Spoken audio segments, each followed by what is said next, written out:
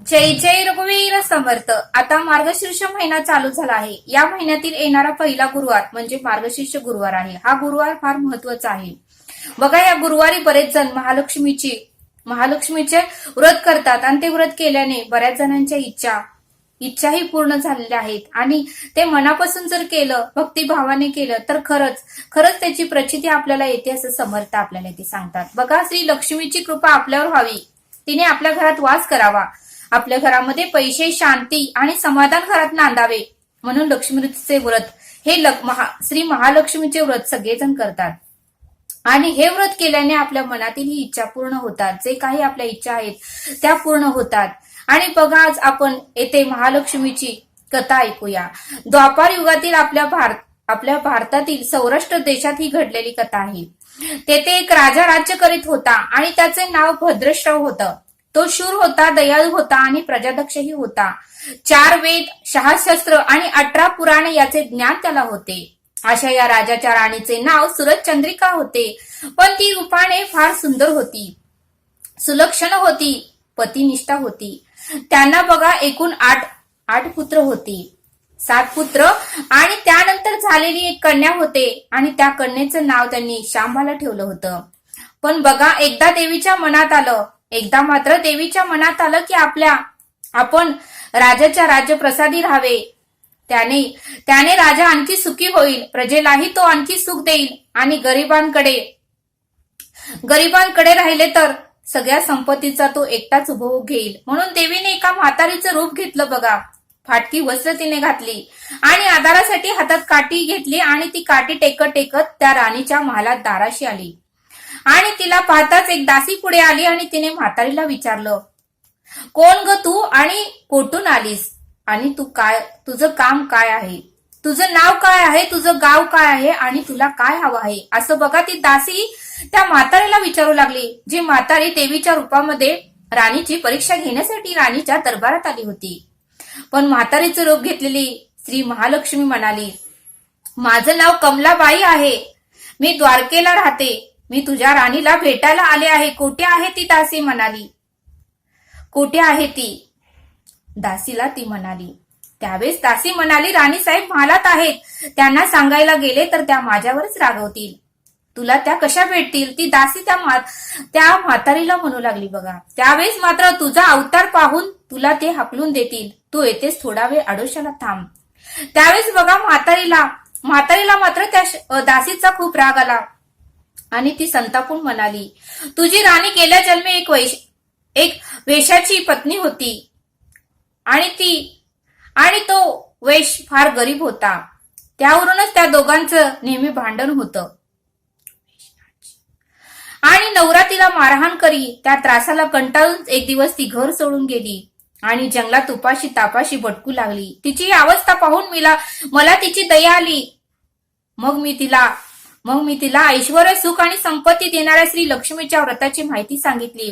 त्याचप्रमाणे तिने ते व्रत उत्तमाचं केलं, नित्य नेमाने केलं आणि तिच्या व्रतानेच महालक्ष्मी प्रसन्न झाली आणि तिचे पूर्णपणे दारिद्र्य संपलं. तिचे घर संपत्ती आणि समृद्धीने भरलं. तिच्या जीवनात आनंद भरला. लक्ष्मीचे हे व्रत केल्यामुळे मृत्यूनंतरही ते दोघे पती पत्नी लक्ष्मी लोकात वैभवात राहिले आणि या जन्मी त्यांचा जन्म राजकुळात झाला आहे. तोही देवीच्या कृपेनेच ती आता राणी पदावर बसली आहे. पण लक्ष्मी व्रताचा तिला आता विसर पडला आहे. त्याचीच तिला आठवण करून देण्यासाठी मी इथे आले आहे. आणि हे म्हातारीचं बोलणं ऐकून मात्र दासीच्या मनात जिज्ञासा निर्माण झाली. दासीला मात्र वाईट वाटू लागले आणि दासी त्या म्हातारीला म्हणाली, आजीबाई, तुम्ही मला व्रत सांगा. आणि दासीने म्हातारीला पाणी दिले, नमस्कार केला आणि मला ते व्रत सांगा, मीही करेन. नेमाने उतणार नाही, मी मातणार नाही आणि घेतलेला वसा मी कधीही सोडणार नाही.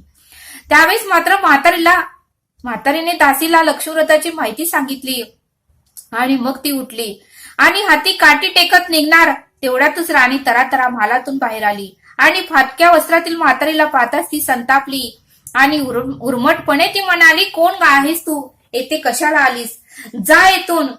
तिने पुढे होऊन म्हातारीला हात धरून म्हातारीला बघा महालातून बाहेर काढलं. म्हणजे प्रत्यक्ष महालक्ष्मीच ती होती हे राणीला मात्र कळालं नाही.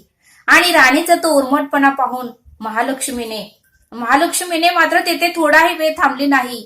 राणीचा महाल सोडून ती म्हातारी निघणार तोच त्या राणीची मुलगी लगबगीने बाहेर आली. ती मुलगी होती राजकन्या. श्यामबाला होतं तिचं नाव. तिने येऊन म्हातारीला नमस्कार केला आणि कळवळून म्हणाली, आजी रागवू नका, माझी आई चुकली, तिच्यासाठी मला क्षमा करा. मी तुमच्या पाया पडते. राजकन्याचे हे बोलणं ऐकून मात्र श्री लक्ष्मीला तिची दया आली. तिने श्यामबालेला लक्ष्मीव्रताची पूर्णपणे माहिती सांगितली. तो दिवस मार्गशीर्ष महिन्यातला पहिला गुरुवारच होता आणि तो गुरुवार फार महत्वाचा होता. आणि पुढे त्या दासीनेही लक्ष्मीचे व्रत केलं. तिचीही स्थिती सुधारली आणि ती दासी ती नोकरी सोडून निघून गेली. सुखाने ती संसार करू लागली. तिचंही वैभव वाढलं आणि राजकन्या श्यामबालेनेही भक्तिभावाने सांगितल्याप्रमाणे महालक्ष्मीचं व्रत केलं. तिने 4ही गुरुवार नित्य नेमाने महालक्ष्मीची कथा तिने वाचली, पूजा केली. गुरुवार तिने ते व्रत पूर्णपणे उद्यापनही केलं शेवटच्या गुरुवारी. आणि बघा मग लवकरच श्यामबालेचा विवाह त्या व्रतामध्ये लवकरच श्यामबालेचा विवाहही झाला. मालाधर नावाच्या राजपुत्राशी तिचा विवाह झाला. तिला राजवैभव मिळाले. लक्ष्मीव्रताच्या प्रवाहाने तिचा संसार सुखात समाधानाने चालू लागला. पण इकडे मात्र राणीने महालक्ष्मीचा अपमान केला आणि तिला राजवाड्यातून हाकलून लावलं. त्यामुळे मात्र राणी सूरजचंद्रिकेला मात्र हळूहळू वाईट दिवस दिसायला लागले. त्यांचं वैभव हळूहळू नष्ट होऊ लागलं, कमी होऊ लागलं. वैभव ऐश्वर्या लयाला गेलं. चंद्रिका राणी तिला काहीच कळालं नाही. अन्य पानालाही ते दोघं राजा आणि राणी महाग झाले. मग मात्र भद्रशवाला फार वाईट वाटू लागलं. राणी सूरजचंद्रिकेलाही एक एक दिवस चिंतेने होत होता आणि चिंतेनेच मावळत होता आणि ते सतत रडत होते आपली अवस्था अशी का झाली म्हणून. पण मात्र एक दिवस भद्रश्रवाला वाटलं की मुलीकडे जावं, तिलाही पाहावं आणि 4-8 दिवस तिच्याकडे राहावं. त्याचप्रमाणे तो जावयाच्या राज्यात आला आणि चालून तो खूप दमला होता. म्हणून थोडा वेळ तो विश्रांती घेण्यासाठी एका नदीच्या काठी बसला. राणीची दासी नदीवर येत होती आणि तिने भद्रश्रवाला ओळखले. दासी धावत महालात गेली आणि राजाला बातमी सांगितली. आणि मग मात्र श्यामबालेलाही समजलं आणि श्यामबालेने मग मालाधर राजाला सांगून रथ पाठवायला सांगितले. आणि मग मात्र मोठ्या मान सन्मानाने राजाला राजवाड्यात आणलं आणि त्या श्यामबालेच्या वडिलांचा आदर सत्कार उत्तमाचा केला. जावयाचा आणि मुलीचा पाहुणचार घेत भद्रशव राजवाड्यात राहिला आणि आता परत जायचा विचार त्याच्या मनात घुळू लागला. मग मात्र जावयाला त्याने तसे सांगितले. जावयाची संमती घेतली आणि भद्रशव परत जायला निघाला. तेव्हा मात्र श्यामबालेने एक हंडा भरून धन आपल्या वडिलांना दिलं, आपल्या पित्याला दिलं आणि तो हंडा घेऊन भद्रशव घरी आला. आणि मग मात्र सूरजचंद्रिकेने भरलेला हंडा पाहून आपल्या पतीला विचारलं की तुम्ही या हंड्यामध्ये काय आणलं आहे. त्यावेळेस मात्र राजाने हंड्याचं झाकण काढलं तर आत पाहते तर काय, हंड्यामध्ये धन नव्हतं तर हंड्यामध्ये फक्त कोळसेच भरलेले होते. महालक्ष्मीच्या अवकृपेने हंड्यातील धनाचे कोळसे झाले.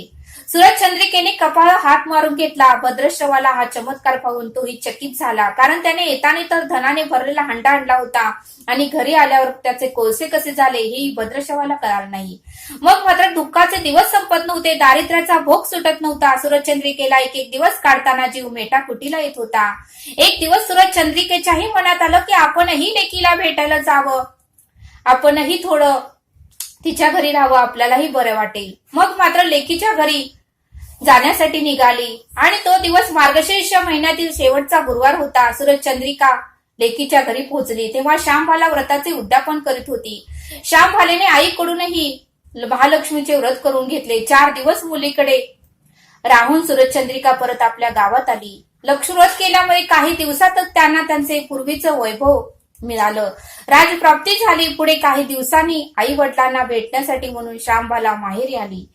बाप भेटायला गेला असताना त्याला श्यामबालेने कोळसा भरलेला हंडा दिला तरी पण मला काहीच नाही दिलं, याचं मात्र सूरजचंद्रिकेला वाईट वाटत होतं. आणि मग मात्र हा राग राणीच्या मनात होता. त्यामुळे श्यामबालेचे व्हावे तसे स्वागत कोणीही केले नव्हते. आणि मग मात्र राणीने एक प्रकार तिचा अपमानच केला. मग मात्र श्यामबालेला मात्र आईचा राग आला नाही. ती पुन्हा आपल्या घरी जाण्यासाठी निघताना तिने पूर्वी बापाला दिलेला हंडा परत घेतला आणि त्यात मीठ भरलं व तो हंडा घेऊन ती आपल्या सासरी म्हणजे आपल्या सासरकडे आली. आणि मग आल्यावर मात्र मलाधर राजाने तिला विचारलं की तू माहेरून काय आणलंस. त्यावेळेस श्यामबालेने बरोबर आणलेल्या हंड्याकडे बोट दाखवलं. मलाधर राजाने झाकण काढून आत पाहिलं आणि मग मात्र हंड्यात मिठाचे खडे होते. आणि मग मात्र राजाने आपल्या पत्नीला म्हणजे श्यामबालेला विचारलं, अगं वेडे, मीठ का आणलंस? येथे आपल्याला मीठ मिळत नाही का? त्यावेळेस श्यामबाला म्हणाली, थोडं थांबा म्हणजे कळेलच. त्या दिवशी श्यामबाल्याने कुठल्याच पदार्थात मीठ घातलं नाही. सगळेच पदार्थ अळणी लागत होते. त्यावेळेस मात्र मला तर राजाला कळालं की श्यामबालेला काय सांगायचं आहे.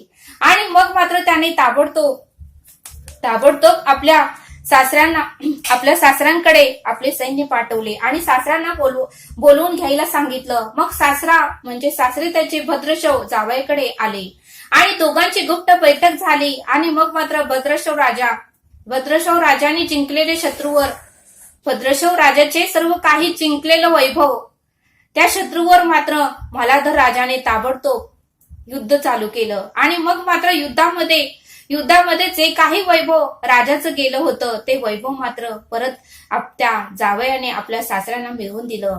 आणि शत्रू सैनिक जमिनीवर कोसळले. आणि मग मात्र मलाधर राजा आणि भद्रशव राजा यांचाच विजय झाला.